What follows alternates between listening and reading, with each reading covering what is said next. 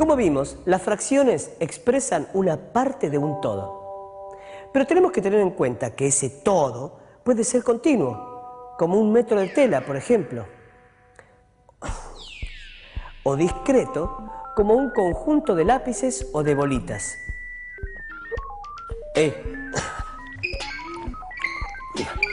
¡Fuera! A ese todo lo denominamos unidad. Por ejemplo, una horma de queso es una unidad. Si le quitamos una parte, esa parte es una fracción. Depende de en cuántas partes hayamos dividido el queso para saber qué fracción es. Si dividimos el queso en 4 partes y tomamos solo una, estamos tomando un cuarto. Si lo dividimos en 8 y tomamos una parte, estamos tomando un octavo. Pero si tomamos 2 partes, estamos tomando 2 octavos. Mira qué interesante. Resulta que un cuarto y 2 octavos son equivalentes. Un caso particular se presenta cuando la unidad se divide en 10 partes.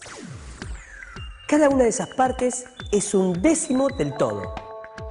Si cada parte se vuelve a dividir en 10, se obtiene un centésimo de la unidad, que era un décimo.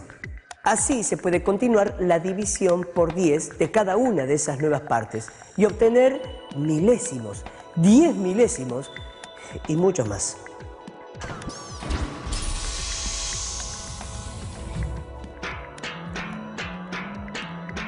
Existe una nueva forma de representación de las fracciones que permite mayor generalidad. El modelo de las fracciones sobre una recta numérica. Veamos cómo. Tomamos una tira de papel y marcamos en el primer renglón de una hoja de papel rayado, a partir del margen, cuántas veces cabe. Y las numeramos.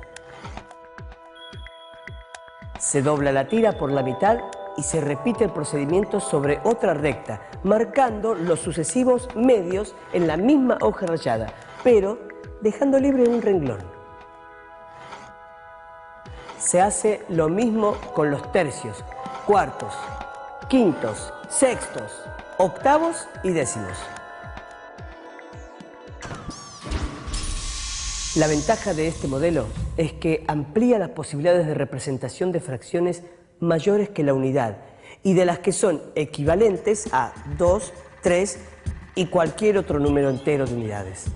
Observemos que, por ejemplo, 3 medios, 6 cuartos, 9 sextos o 12 octavos y 15 décimos han quedado alineados sobre la misma vertical. Se trata de una familia de fracciones equivalentes y a todas ellas les corresponde un mismo punto en la recta numérica. Toda la familia de fracciones equivalentes constituye un número racional y cualquiera de sus elementos puede representarlo.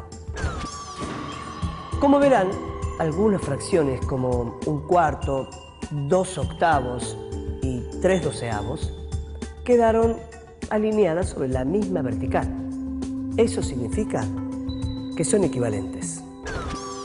Si dividimos los numeradores de cada uno por sus respectivos denominadores, vamos a descubrir que todas dan el mismo resultado. 4 dividido 1 es igual a 4. 8 dividido 2 es igual a 4. Y 12 dividido 3 es igual a... sí, adivinaron. 4. Prueben con el resto y después me cuentan. Aparece en todos lados. Uno naturalmente cuando compara cantidades o cuando está buscando proporciones usa las fracciones. Para los griegos todo estaba basado en las fracciones. Todo era proporciones, relaciones entre números. Todas las construcciones de los griegos estaban basadas en las proporciones. Ni bien uno empieza a operar con los números, tiene necesidad de dividirlos y al dividirlos surgen las fracciones, es como muy natural. Sirven para todo. Por ejemplo, el origen de la escala musical. La escala musical, en realidad, la escala que conocemos, la escala occidental, tuvo muchas transformaciones, ¿no? Pero la primera, digamos, definición formal de la escala musical fue hecha por los pitagóricos y se basa en las fracciones. En realidad lo que hicieron fue tomar una cuerda y dividirla en las 2/3 partes, y al dividir la cuerda en las 2/3 partes, eso da una nota más aguda, que es lo que se llama una quinta. Por ejemplo, si la cuerda es un do, la quinta es sol, porque es do, re, mi, fa, sol. Y con eso se construye la escala musical basada en las proporciones, en las razones. A todo número racional le corresponde un punto determinado en la recta numérica. Cuando tomamos la recta numérica comprobamos fácilmente que un número racional es mayor que cualquier otro que se encuentre a su izquierda y menor que cualquier otro que se encuentre a su derecha. Así nos resulta sencillo comparar cualquier par de números racionales y determinar si uno es mayor, menor o igual a otro. Por eso decimos que el conjunto de los números racionales está ordenado. Ahora sí.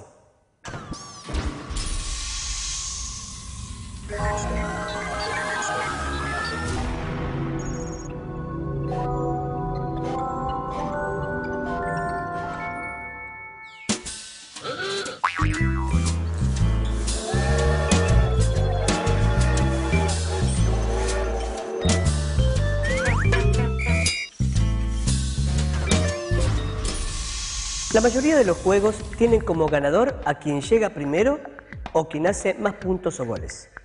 Sin embargo, unos amigos inventaron un juego en el que gana quien queda en el medio. Les voy a explicar cómo se juega. El juego se lleva a cabo con 3 participantes.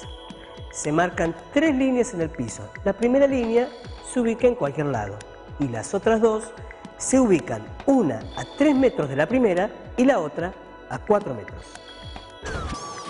Las 3 líneas marcadas son paralelas y el objetivo del juego es tirar un disco de madera desde atrás de la primera línea para que caiga entre la segunda y la tercera.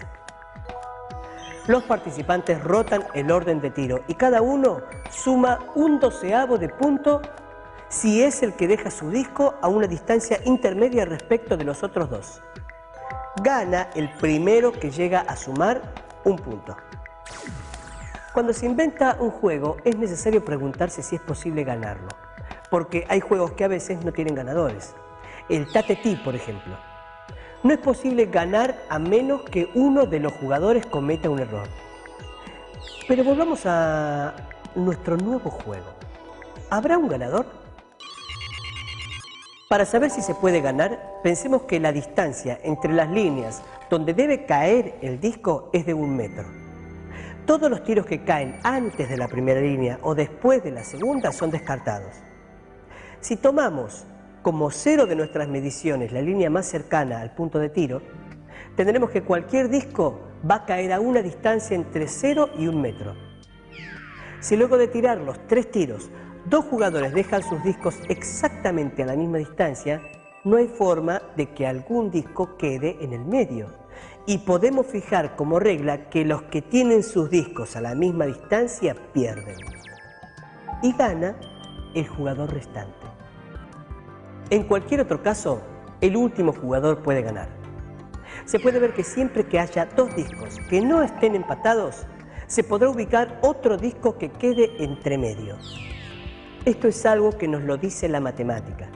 La medida que tomemos de la distancia de cualquier disco será un número racional entre 0 y 1. Entre 2 números racionales cualesquiera, siempre hay otro número racional. Por ejemplo, observemos que entre 1/4, que es menor que 1/2, se encuentra 3/8, y que en efecto 1/4 es menor que 3/8, que es menor que 1/2. Pero hay infinitas que pueden intercalarse. El juego tiene solución, pues entre cualquier par de números racionales, por muy próximos que se encuentren, siempre hay otros números racionales. Esto se nombra diciendo que el conjunto de los números racionales es denso. Vimos que una de las formas de representar los números racionales es mediante la barra horizontal que divide al numerador del denominador. Ese esquema que hace que nos resulte tan sencillo identificar a una fracción, se lo debemos a un tal Leonardo de Pisa, también llamado Fibonacci, quien en el siglo XIII introdujo en Europa la escritura arábiga para las fracciones. Pero existe otra forma de expresar los números racionales, mediante la representación decimal. Por ejemplo, tomemos la fracción 1/4. Si dividimos 1 por 4, obtenemos 0,25. Y 0,25 es la cuarta parte de 1. ¿Quieren saber cuál es la historia de los números decimales? No hay un hombre, una persona que dijo, bueno, José Fracción, que inventó... No, en realidad eso fue surgiendo. Los pueblos de la antigüedad ya tenían sistemas de numeración y ya naturalmente aparecían números fraccionarios. De hecho, esto ya existe desde, digamos, lo que llegó a nosotros, ¿no? Los primeros sistemas de escritura, por ejemplo, con los sumerios, ya tenían esta idea de fracciones. No era muy formal, no era como ahora que escribimos a los números.